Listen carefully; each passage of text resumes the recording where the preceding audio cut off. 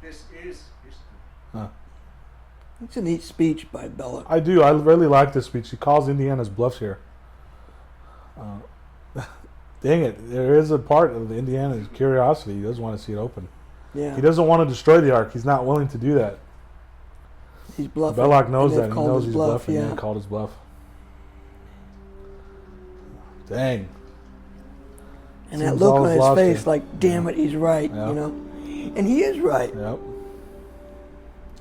And really, if you want to think about it, this last scene is God's scene, so to speak. Yeah, and has nothing to do with Indy or just the bad guys and God. You know, pure good and evil here. Indy's tied up. Our heroes are in the back. They're forced to watch. Yeah. While the bad guys have seemingly won. Here he recites some Hebrew, I believe. And you know what he's wearing is the traditional high priestly garb of the Israelites.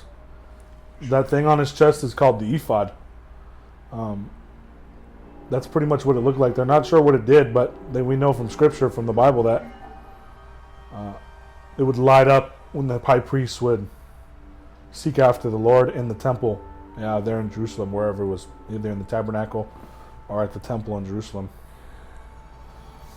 Now, how does Indy know to shut his eyes? Or did he read that in Scripture?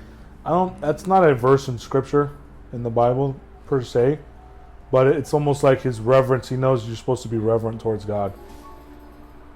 I wonder if he got it from one of his archaeological books or something. Yeah, maybe.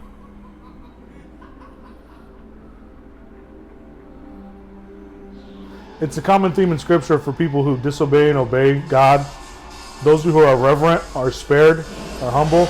Those who are prideful are taken out. So here we see the Nazis. All their electronics are going out. They think it's just filled with sand. Again, more Skywalker sounds that you recognize from Star Wars. Yep. Uh-oh. I love how this whole scene is shot and these It's so special cool. effects. So cool. It still holds up. Oh yeah. So awesome. This scene with the angel that turns into the angel of death here. Talk about nightmares. Oh, did it give you nightmares? When I was a kid, it sure did. Wow. The sound design and the set building for this climax of the movie is just, in my opinion, second to none. Don't look at it. Don't look at it. Shut your eyes, Mary, and don't look at it no matter what happens.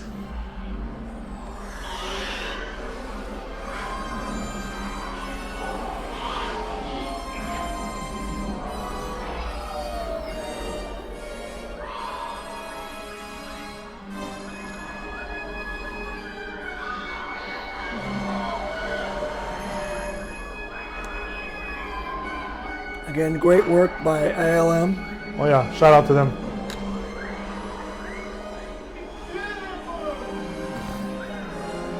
Uh-oh. I suppose it's a little corny and by today's standards, but to me it still looks good. Don't look.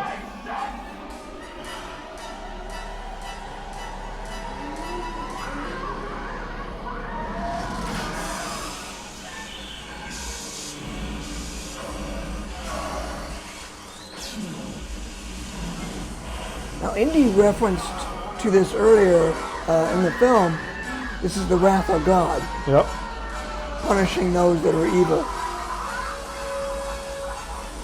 Some of the best practical effects ever. Yeah, They achieved both of those, all three of those different effects differently, I believe. I think they melted a wax figurine and then sped it backwards so it looked like sped it up basically.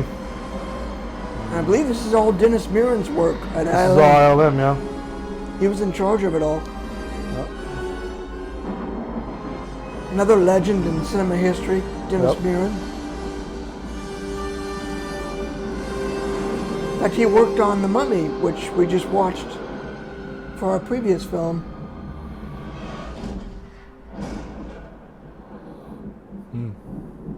Totally consumed all those guys.